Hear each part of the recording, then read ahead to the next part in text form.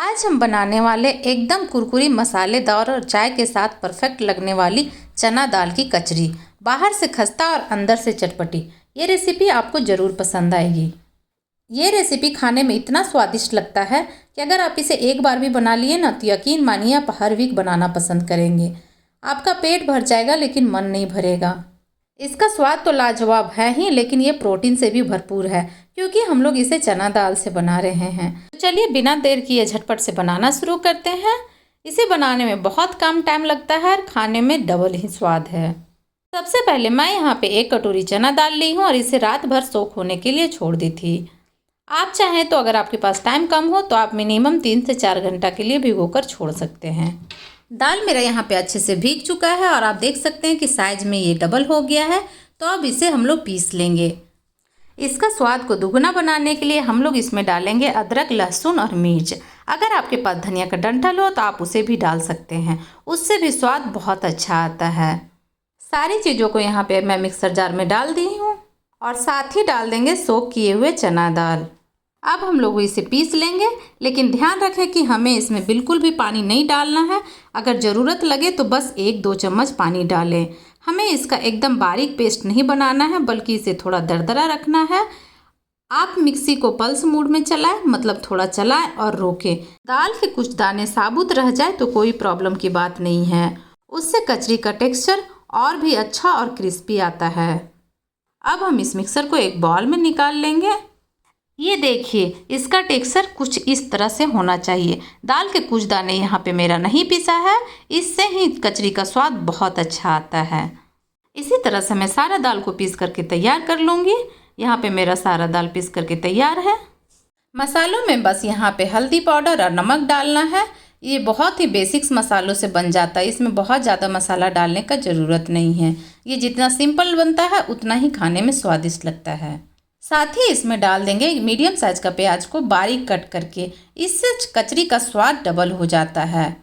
आप चाहें तो स्किप भी कर सकते हैं, लेकिन अगर डालेंगे तो खाने में ये बहुत स्वादिष्ट लगता है। अगर आप लहसुन प्याज नहीं खाते हैं तो आप यहाँ पे लहसुन और प्याज दोनों को स्किप कर सकते हैं, उसके बिना भी ये बन सकता है और खाने में स्वादिष्ट लगेगा। साथ ही डालेंगे बारीक कटा हुआ हरा मिर्च और हरी धनिया, इससे स्वाद बहुत ही अच्छा आता है। अगर आप बच्चों के लिए बना रहे हैं तो फिर आप मिर्च को स्किप कर सकते हैं। इन सब सारी चीज़ों को आप हाथों से या स्पैचुला से अच्छे से मिक्स कर लें। प्याज और नमक मिलने के बाद मिक्सर थोड़ा पानी छोड़ सकता है, इसलिए हमने पहले दाल में पानी नहीं डाला था। अगर आपको लगे कि मिक्सर बहुत ज़्यादा गीला हो गया है तो आप बाइंडिंग के लिए 1 चम्मच बेसन या चावल का आटा भी डाल सकते हैं, लेकिन अगर दाल सही से पिसी हो तो इसकी ज़रूरत नहीं पड़ेगी। अब चलते हैं फ्राइंग की तरफ। कढ़ाई में तेल गरम होने के लिए रख दिया है। तेल हमें मध्यम गरम चाहिए, बहुत ज़्यादा खोलता हुआ नहीं। अब हाथ में थोड़ा थोड़ा मिक्सचर लेकर के गोल या चपटा आकार दे सकते हैं। मैं यहाँ पे चपटा आकार दे रही हूँ, आप इसका साइज अपने हिसाब से छोटा या बड़ा रख सकते हैं। मैं मीडियम साइज की कचरियाँ बना रही हूँ। अगर आप तेल का टेम्परेचर नहीं समझ पा रहे हो तो पहले ही एक छोटा सा लोई बना करके तेल में डाल के देख लें। अगर लोई तुरंत ही ऊपर आ जा रहा है, इसका मतलब तेल आपका परफेक्ट गर्म हो चुका है। इसी तरह से मैं सारी कचरी को तेल में डाल दूंगी और इसे अच्छे से पका लूँगी गोल्डन ब्राउन होने तक। कचरी डालते ही आप इसे तुरंत नहीं चलाएं, जब ये थोड़ा सा फ्लोट होने लगे तब आप उसे पलटें।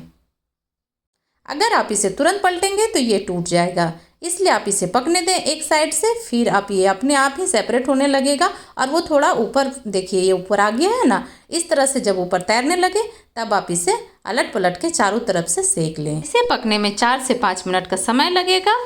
आप चाहे तो गैस का फ्लेम बीच में लो भी कर सकते हैं ताकि ये बहुत ही क्रिस्पी बने। ये देखिए ये कितना प्यारा कलर आ गया है। हमारी चना दाल की कचरी एकदम गोल्डन ब्राउन और क्रिस्पी हो गई है। तो अब हम इसे निकाल लेंगे। आप इसे एक टिश्यू पेपर पे निकालें ताकि इसमें जो भी एक्स्ट्रा ऑयल हो वो टिश्यू पेपर एब्जॉर्ब कर ले। इसी तरह से मैं सारी कचरियों को तल करके निकाल लूँगी। झारखंड बिहार का ये फेमस रेसिपी है और ये हर गली चौराहे पे मिलता है। इसे अलग अलग जगह पे अलग अलग नामों से जानते हैं। चना दाल का वड़ा भी बोला जाता है इसे। मैं आपको इसका आवाज़ सुनाती हूँ कि कितना ज़्यादा कुरकुरी बनी है। ये बाहर से क्रिस्पी और अंदर से एकदम सॉफ्ट बनती है। अगर आप प्रोसेस को स्टेप बाय स्टेप अच्छे से फॉलो करेंगे तो आपका कचरी एक बार में ही सुपर परफेक्ट बनेगा। आप देख सकते हैं कि कितना ज़्यादा ऑयल फ्री बना है। आप अगर सही तरीका से अगर इसे फ्राई करेंगे तो इसमें ज़रा भी तेल एब्जॉर्ब नहीं होगा। आप इसे हरे धनिया या टमाटो केचप के साथ सर्व करें। ये घर में सबको, खास तौर पर बच्चों को बहुत पसंद आएगी। आप भी इसे ज़रूर ट्राई करें। अगर ये रेसिपी पसंद आई हो तो प्लीज़ मेरे चैनल को सब्सक्राइब करें और वीडियो को लाइक करना ना भूलें।